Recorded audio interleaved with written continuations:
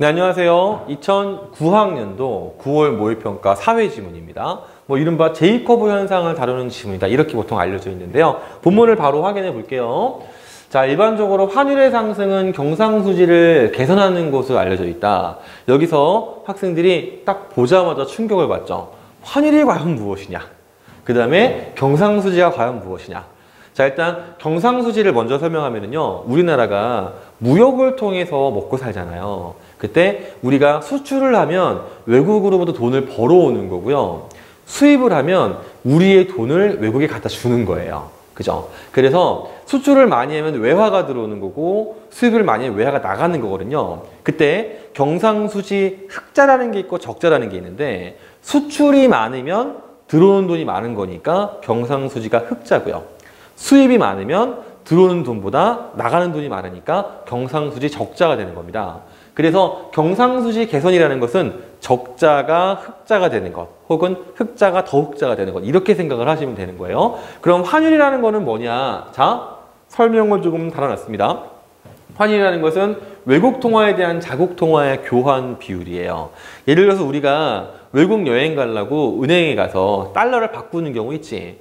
지금 시세로는 1달러를 한 1,100원이나 1,200원 주고 바꿔오거든요. 그 교환 비율이 환율이니까 지금의 환율은 1,100에서 1,200 정도라고 보시면 되는 거죠. 극단적인 설명으로 97년이랑 98년이 있는데, 97년 당시에는 1달러를 700원을 주고 사왔으면 됐어요. 그런데 98년에는 무려 2,000원을 주고 1달러를 사왔어야 돼요. 환율이 엄청나게 상승을 한 겁니다. 그럼 이렇게 환율이 상승하면은 이제 어떤 현상이 생긴 거냐? 환율 상승은 곧 원화 가치가 하락했다는 뜻이거든요. 왜 그러냐면요, 자, 700원을 주고 사던 거를 2,000원을 주고 사는 거예요. 똑같은 돈인데, 그 말은 우리나라 돈의 가치가 떨어졌기 때문에 더 많은 금액을 지불해야 한다라고 생각을 하면 되는 거죠. 자, 그럼 선생님이 요 다른 강의에서, 이 다른 강의가 뭐냐면 2018학년도 수능 지문 해설이에요. 거기서는 이런 설명 되게 자세하게 했어요. 하지만 여기서는 그냥 간단하게만 넘어가고요. 이거에 따라서 왜 경상수지가 개선되는지만 설명을 하겠습니다. 수입을 할 때 원래는 우리가 2,000원이 있다고 하잖아요. 그러면 1달러짜리 물건을 한 3개를 사올 수 있었어요. 그런데 98년도 이 기준으로 보면요, 하나밖에 못 사와요. 그러니까 수입량이 확 줄어들죠. 또 비싼 물건이니까 안 팔릴 거고요. 자, 그런데 수출할 때는 어떠냐면, 외국 사람이 만약에 1달러를 갖고 우리나라 물건을 사잖아요. 그럼 700원짜리 원래를 하나밖에 못 사가다가 이제 3개를 사갈 수가 있는 거예요. 그럼 물건이 싸니까 잘 팔리니까 많이 팔리겠죠. 수출을 많이 하게 되는 거죠. 그렇기 때문에 수출에 유리하고 수입에 불리하다. 그러니까 들어오는 돈이 많고 나가는 돈이 적어지니까, 그러니까 경상수지가 개선이 되더라. 이렇게 얘기를 하고 있는 겁니다. 자, 그럼 그 다음. 자, 이를테면 국내 기업은 수출해서 벌어들이는 외화를 국내로 들어와 원화로 바꾸기 때문에 환율이 상승한 경우에는 외국에서 우리 상품의 외화 표시 가격을 다소 낮추어도 수출량이 늘어나면 수출액이 증가한대요. 자, 동시에 또 수입 상품의 원화 표시 가격은 상승하여 수입품을 덜 소비하므로 수입액은 감소한대요. 자, 이게 또 설명이 어렵죠. 또 다른 걸 준비했어요. 자, 환율이 상승했을 때 지금 요거 두 개 나왔었거든요. 자, 왜 그런지 볼게요. 환율이 상승하면 우리 상품의 외화 표시 가격이 낮아진다는 게 무슨 말이냐?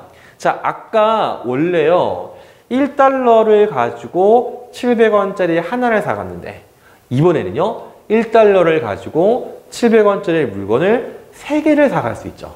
그러면 그 물건 가격이 97년도에는 1달러였지만 98년도가 되면요, 3분의 1달러가 되는 거예요. 즉, 외화 표시 가격이 낮아지는 거지.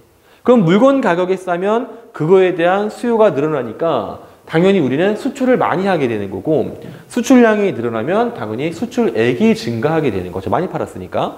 또 한편 수입 상품의 원화 표시 가격이 높아진다는 건 무슨 말이냐? 원래는 700원 주고 사왔던 물건을 2,000원을 주고 사와요. 그럼 당연히 국내에서 팔 때도 97년에는 700원에다가 이익을 붙이는 금액으로 팔겠지만 98년도에는 2,000원에다가 이익이 붙은 가격을 팔겠죠. 그러면 사람들이요, 안 사요. 똑같은 물건을 3배를 주고 누가 사겠어요? 그러니까 사람들이 수입을 안 하게 되고, 그거에 따라서 수요가 감소하니까 수입액이 감소한다. 그러면 들어오는 돈은 늘고 나가는 돈은 줄어드니까 경상수지는 개선이 되는 거죠. 이거의 반대 케이스로 정리를 한번 해봤습니다. 환율이 하락해요. 그 말은 뭐냐면 원화 가치가 상승하는 거지. 이럴 때는요, 우리 상품의 외화 표시 가격이 높아집니다. 무슨 말이냐? 원래는 자, 1달러를 가지고요, 2,000원짜리 물건을 사가는 거예요. 자, 근데 이제는요, 1달러를 가지고요, 2,000원짜리 물건을 사갈 수 있을까요? 없을까요? 못 사가는 거예요. 2달러를 줘야지만 사가는 거죠. 자, 좀 설명이 복잡한데 다시 깔끔하게 정리하면 환율이 2,000에서 1,000으로 떨어졌어요. 그러면 원래는요, 1달러를 가지고요, 그 사람이 우리나라 물건을요, 2,000원짜리 하나를 사가면 됩니다. 그런데 이제는요, 환율이 어떻게 됐어요? 1,000으로 떨어졌다겠지. 그러니까 2달러가 있어야지만 우리나라 물건 2,000원짜리 하나를 사가는 거예요. 그럼 당연히 개별 가격은 어떻게 되겠어요? 원래는 1달러였던 가격이 외국에서 2달러에 팔리는 거지. 그러면 가격이 올라가니까 안 팔려요. 수출량이 감소하니까 수출액이 감소한다. 그러면 이제 들어오는 돈이 적어지는 거죠. 근데 반면 수입 상품의 원화 표시 가격이 낮아지는 건 왜 그러냐? 자, 원래 우리가 예를 들어서 환율이 2,000일 때 1달러짜리 물건을 겨우 하나를 사왔단 말이에요. 그런데 환율이 1,000이 됐어요. 그럼 2,000원을 갖고 있으면 두 개를 사올 수 있지. 그러니까 가격이 어떻게 돼요? 2,000원일 때랑 1,000원일 때랑 비교하면 1,000원일 때가 잘 팔리겠죠. 그럼 수입이 늘어납니다. 그러니까 들어오는 돈은 적어지고 나가는 돈이 많아지니까 경상수지가 악화되더라. 이렇게 과정을 살펴보면 되는 거예요. 자, 그래서 다시 이 문장을 보면, 그런데 이와 같이 환율 상승이 항상 경상수지를 개선할 것 같지만 또 그런 거는 아니래요. 이건 무슨 말이냐? 이거를 지문에서 뭐라고 설명했냐면 이른바 제이커브 현상이라고 합니다. 읽어보면 환율이 올라도 단기적으로는 경상수지가 오히려 악화되었다가 점차 개선되는 현상이 있는데, 이를 그래프로 표현하면 J자 형태가 되고 이것을 J커브 현상이라고 한대요. 이런 모양입니다. 이 모양은 선생님이 창조한 게 아니고 문제에 있는 걸 그냥 따라 그린 거예요. 자, 요 선이 지금 경상수지 흑자, 적자예요. 요게 지금 뭐냐면 시간을 말한 거고, 즉 환율 상승했는데 경상수지가 계속 나빠지다가 반등해서 올라가다가 드디어 경상수지 적자가 해소되는 부분으로 간다. 이걸 설명하는 겁니다. 읽어보면 제이커브 현상에서 경상수지가 악화되는 원인 중 하나로 환율이 오른 비율만큼 수입 상품의 가격이 오르지 않는 것을 꼽을 수 있대요. 이게 지금 첫 번째죠. 자, 외국 기업이 상품의 원화 표시 가격을 올리지 않는다. 자, 왜 그러냐면 이는 환율 상승 후 상당 기간 동안 외국 기업이 매출 감소를 우려해서 상품의 원화 표시 가격을 바로 올리지 않기 때문이래요. 즉, 실제로는 물건이 비싸졌는데 비싼 값에 팔면 안 팔리잖아요. 고민을 하다가 그래서 그냥 에이, 원래 가격으로 팔자. 내가 조금 손해보지 뭐 이렇게 생각을 하는 겁니다. 그러면 자, 어떤 일이 생기는 거냐면 원래 밖으로 빠져나가는 돈이 줄어야 돼요. 자, 왜 그러냐면 아까 환율이 상승하면 수입이 줄기 때문에 그러면 외국에 지불하는 돈이 적어지는 거라고 했지. 근데 이런 경우에는 어떠냐면요, 국내 매출이 줄지 않기 때문에 밖으로 빠져나가는 돈의 양이 안 줄어드는 거예요. 그렇다면 자, 원래 악화 상태였다면 그 악화가 해소되지 않고 계속 악화의 모습으로 유지가 되고 있겠죠. 그 다음 또한 소비자들의 수입 상품 표시가 가격 변화에 따라 줄어들기까지 상당 기간이 소요된대요. 무슨 말이냐? 우리가 어떤 물건을 매일 사는 게 아니잖아요. 필요에 의해 사지. 그런데 자, 가격 변화에 반응하기까지 왜 시간이 걸리냐? 어떤 물건을 사러 갔어요. 가격이 올랐어. 당장 필요해요. 그럼 사야겠죠. 그죠? 그리고 이제 뭘 하냐면 가격이 올랐네. 다른 걸로 바꿔야 되나 고민하고 다른 상품을 고르고 선별하는 그런 시간이 필요할 거 아니에요.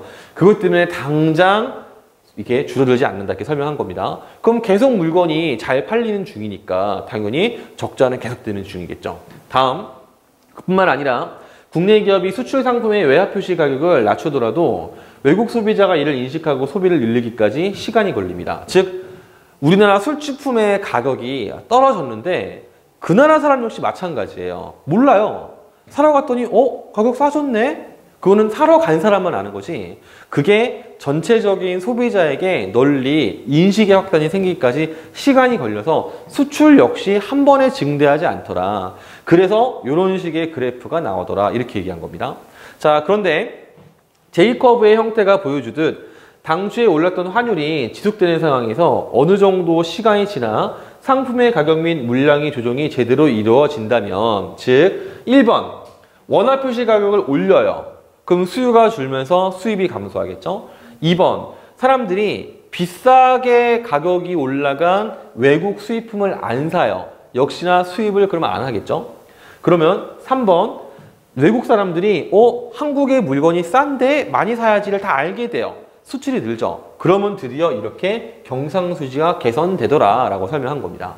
자, 그럼 다음 한편 제이커브 현상과는 별도로 환율 상승 후에 얼마의 기간이 지나도 경상수지 개선을 이루지 못하는 경우가 있대요. 자, 이거는 환율과는 무관한 현상을 지금 설명하고 있는 거예요. 첫 번째, 상품의 가격 조정이 일어나도 국내외의 상품 수요가 가격에 어떻게 반응하는가에 따라서 수요 구조에 따라 경상수지는 개선되지 못하기도 한대요. 이 문장이 상당히 어려운 문장입니다. 다시 볼게요. 상품의 가격 조정이 생겼어요. 그럼 일반적으로는 비싸지면은 많이 안 사야 되고요. 싸지면 많이 팔려야 돼요. 자, 그런데 상품 수요가 가격에 어떻게 반응하느냐? 가격이 변동했음에도 불구하고 많이 안 팔리고 많이 안 사는 거예요. 변동이 없는 거예요. 그냥 그대로. 그렇게 됐을 때, 자, 경상수지가 개선이 못 될 수도 있습니다. 그런데 또 뒤에 뭐라고 했냐면 수출량이 증가하고 수입량이 분명히 감소했는데 경상수지가 그다지 개선되지 않거나 오히려 악화될 수 있다고 했잖아요. 이게 설명이 너무 어려워서 선생님이 예시를 좀 가지고 왔어요. 자, 보세요.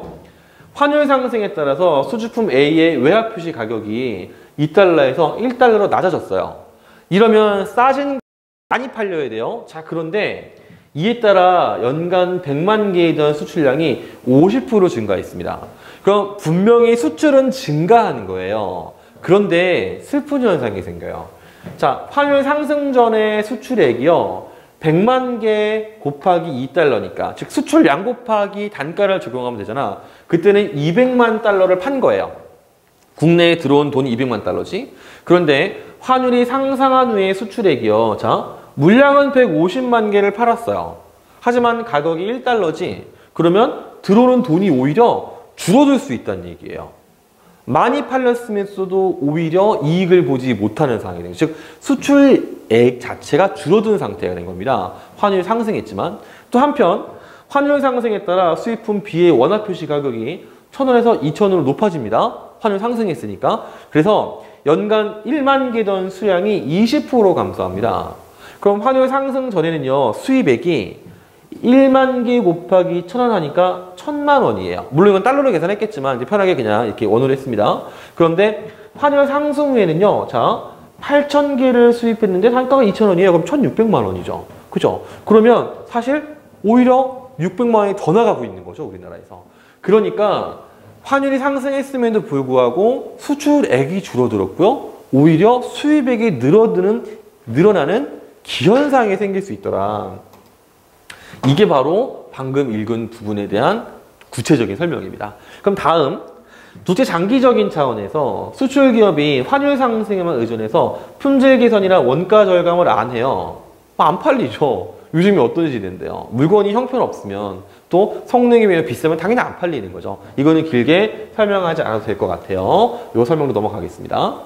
자, 우리나라의 경우 환율은 외환시장에서 결정되지만 정책당국의 필요에 따라 간접적으로 외환시장에 개입하는 환율 정책을 구사하는 것이 2018학년도 수능 사회지문 마지막 단락에 나와 있습니다. 자, 다음. 경상수지가 적자 상태라면 일반적으로 고환율 정책이 선호됩니다. 즉 원화의 가치를 낮게 유지하려고 하는 거죠. 왜냐? 수출을 많이 하게 하려고. 하지만 이상에서 언급한 환율과 경상수지 간의 복잡한 관계. 아까 뭐를 보셨냐면요. 환율 상승했는데 오히려 수출액이 줄고요. 수입액이 느는 현상도 구체적인 사례를 살펴봤죠. 그러니까 무조건 고환율을 펼치면 안 되고 신중하게 접근해라 라는 것이 지문 속의 내용이 되겠습니다. 그럼 문제를 살펴봅시다. 위글에서 안 다룬 건 그냥 2번이죠. 고환율 정책 필연성은 없어요. 필연성이라는 건 뭐냐면 반드시 그러해야 한다는 뜻입니다. 반드시 그렇다는데 지금 마지막 단락 방금 본 데서 뭐라 그랬어요? 이거 정책 당국이 신중하게 접근하라 그랬지. 그러니까 꼭 해야 된다는 거 아니죠. 그러니까 이것만 설명하고요. 다음 문제. 자, 윗글을 바탕으로 제이커브 그래프를 이해하라 그랬는데 지금 선이 잘 안 보일 것 같아요. 요게 Y축, 요게 X축입니다. 굉장히 똑바르게 그었네요. 자, 그럼 이렇게 밑에가 경상수지가 악화되고 있는 부분이잖아요. 이거 아까 왜 생긴다 그랬죠? 첫 번째가 외국 기업이 원화 표시 가격을 안 낮춰요. 그러면 수입이 줄어들지 않죠. 두 번째, 우리가 비싼 물건을 적응하는데 비싼 물건을 안 사는 데까지 시간이 많이 걸려요. 그럼 세 번째가 외국에서 우리 걸 사갔는데 그 사람들이 물건이 싼 거를 몰라요. 이런 것들이 반영된 것이 얘들이고요. 이 모습이 해소되면 올라가서 이제 적자에서 벗어나게 된다를 보여주는 그래프입니다. 자, 그러면 기업부터 골라볼 건데요. 수익 상품 가격의 상승 비율이 자, 환율 상승에 가까울수록 즉 수입 물건의 가격이 올라간다는 뜻이죠. 그러면 자, 아까 봤던 첫 번째 이유가 해소되는 거니까 얘는 맞아요. 적자폭이 줄어들겠죠. 그 다음에 니은 수출 기업의 품질 및 원가 경쟁력이 강화되면요 잘 팔리겠지. 그럼 수출이 잘 되는 거니까 A국은 넓어지면 안 돼요. 좁아져야겠죠. 그 다음 디귿. 자, B를 기점으로 해서 환율이 상승하게 된다. 이 지문에서 말하는 제이커브 현상의 정의는 뭐냐면 환율이 상승했음에도 경상수지가 오히려 악화되는 것을 보여주는 모습이죠. 그래서 이거는 그냥 그래프 자체의 설명이 아니라 지문 속에서 말하는 제이커브 현상의 정의에 그냥 안 맞아요. 그럼 리을은 보면은요. 자, C는 환율 상승을 통해 경상수지 개선 효과가 나타나는 구간이다. 자, 위에 C를 보면은요. 드디어 여기서부터가 경상수지 개선되는 거잖아. 이렇게. 여기가 지금 C 구간이니까 적절한 설명이라고 하면 되겠죠. 그래서 정답은 기억과 리을 해서 2번이 되겠습니다. 이거 같은 경우에도 속어법으로 풀 수가 전혀 없는 문제고 그냥 바로바로 골라야 돼요. 자, 그럼 다음 문제입니다. 기억의 이유로 가장 적절한 거 됐는데 기억은 내가 밑에 써놨어요. 자, 그런데 이 기억을요, 기억만 보시면 안 되고요. 이 기억이 어떤 맥락 속에서 나오는지를 보면은요, 이 맥락이죠. 첫째, 상품의 가격 조정이 일어나도 국내외 상품 수요가 가격에 어떻게 반응하는가는 수요 구조에 따라 엄청 기네요. 경상수지는 개선되지 못하기도 한다. 이 맥락 안에서 이 기억을 이해해야 되는 거죠. 그렇기 때문에 자, 정답은 우리가 3번으로 봐야 되는 이유는 뭐냐? 자, 이게 아까 선생님 밑줄 그었던 내용 그대로죠. 그죠? 이거는 그렇게 고민하지 않고서도요, 바로 알 수 있는 내용이에요. 왜? 맥락에서 그냥 바로 연결되고 있으니까. 자, 나머지 선택지 설명은요, 1번, 2번 정도만 보죠. 1번. 환율이 상승하면 국내 상품의 수요 구조에 따라서 수출 상품의 가격 조정이 선행될 수 있다. 자, 지금 국내 상품의 수요 구조라고 했는데 수출 상품의 가격 조정은요, 국내외에서 내는 필요 없어요. 국외예요. 또 한편 상품의 수요 구조에 따라서 가격 조정이 선행될 수 있다고 했는데 자, 물론 가능하기야 하겠죠. 근데 이 지문 속에서는 일단 뭐라 그랬냐면 환율이 상승하면 가격이 그냥 떨어지는 거예요. 그죠? 그 다음에 지금 기억은요, 지금 이거를 설명하는 거잖아요. 그죠? 근데 만약에 수요 구조에 따라서 가격이 설정이 되면 그 상품이 가장 잘 팔릴 수 있는 가격이거나 혹은 가장 이익을 극대화할 수 있는 가격이겠죠. 그러니까 오히려 수출액이 증가한다라고 판단해야 맞는 거죠. 이해됩니까? 다시 이 기억에서는 뭐냐면 오히려 경상수지가 악화될 수 있다고 한 거니까 수출액이 감소될 수 있다는 걸 말하는 거예요. 근데 자, 1번이 잘못된 이유는 뭐냐면 일단 내는 필요가 없는 거고 여기서는 수출 상품이니까. 근데 일단 국외 상품의 수요 구조를 맞추어서 가격을 미리 변동시켰어요. 수요에 맞춰서 가격을 변동했으면 기업 입장에서는 가장 이익을 많이 볼 수 있는 가격을 책정을 한 거예요. 그럼 당연히 수출액은 커야 맞는 거지. 그러니까 논리적으로 안 맞아요. 자, 그 다음에 2번. 환율이 상승하더라도 국내 기업은 환율이 얼마나 안정적인지 관찰한 후에 가격을 조정한다고 했는데 이거는 그야말로 지문 속에서 언급도 없고요. 발견할 수 없는 내용이에요. 그럼 다르게도 생각해 봅시다. 지문에 언급이 없지만 환율이 상승하더라도 자, 이것이 얼마나 안정적인지를 확인하고 조정하는 것은 또 나름대로 자기들이 손해를 보지 않을 최적의 상태에 맞춰서 조정을 한다는 거지. 그렇다면 경상수지 악화라고 또 설명할 수가 없죠. 경상수지 악화는 말 그대로 손해를 보는 건데 우리가. 자, 여기까지 설명하고요. 자, 다음 4번 문제입니다. 니은에 들어갈 말인데 자, 보기를 보니까요. 수출계획 환율 상승함 믿고 뭐 어떤 방책을 강구하지 않는데 그냥 운빨에 맡기는 거예요. 그러니까 그냥 가볍게 정답 1번 하면 되겠죠. 선생님이 뭐 관련 지문 가져왔지만 굳이 안 봐도 될 것 같아요. 그냥 1번입니다. 이거는. 자, 끝났어요. 경제지문 참 촬영하기도 힘들고 수업하기도 힘드네요. 근데 선생님이 이렇게 힘든데 여러분들도 굉장히 힘들 거라는 생각이 듭니다. 같이 공부 열심히 합시다. 수고했습니다.